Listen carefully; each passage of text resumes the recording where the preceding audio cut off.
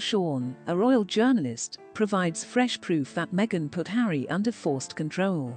According to his insider, Harry is required to mention and compliment Meghan in every interaction he has. He will pay dearly for not doing this if he doesn't. Gabor Mate, too questionable, to quote Shawn, brought up her. Before the actual interview, everything was agreed upon and practiced. According to Neil, Harry was concerned that he would not come off as honest enough, particularly with regards to Meghan. She and the rehearsals are shouting at him to talk more about his drug addiction, and we can almost hear them now. The usage of drugs will play a significant role in the divorce. The towering candidacy of Prince Harry is making Americans more cautious. American pundit Kinsey Schofield was responding to Prince Harry's Saturday Livestream Q&A, in which he was open and honest with trauma specialist Dr. Gabor Mate. They are tired of the sobbing and the winchfest, Schofield claimed in an interview with Talk TV. The broadcaster went on to say, "I think ethnically we're tired of it, and it's approaching its conclusion, so they better get out of it what they can, because the American people particularly are really getting tired of the whining." Harry and Meghan are using victimization as currency, the commentator continued. Schofield also criticized the cost of the tickets, calling it absurd to charge people to see. For over £20, viewers could see Prince Harry's Saturday sit-down interview, which also came with a copy of his book Spare. "It's totally ridiculous to charge individuals," the pundit continued. He is obviously only attempting to increase book sales by stating that there are warehouses full of these books.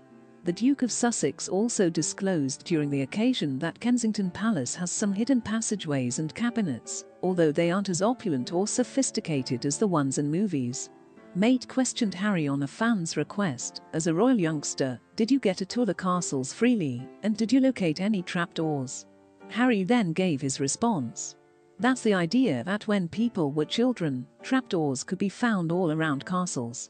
Running around that type of location was an experience. Such amazing adventure.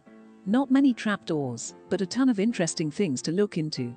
But I suppose it's strange because when you grow up in that atmosphere as a youngster, you assume it's normal when it's not. It's not typical in the least.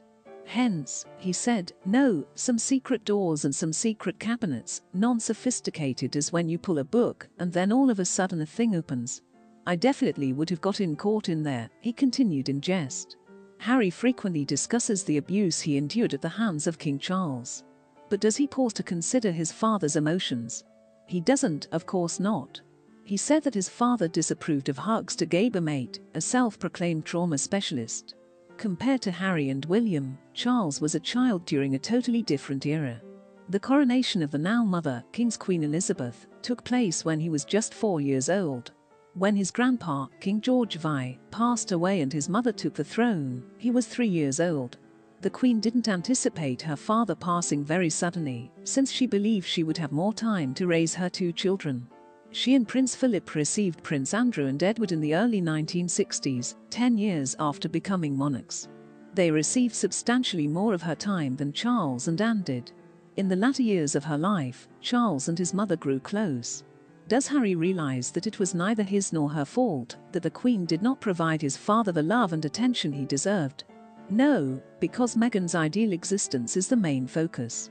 Harry is so devoted to his wife that he won't look at the snake that everyone else around him believes is in the grass. While he claims to be more like Diana, he possesses the negative traits. William inherited his mother's better traits.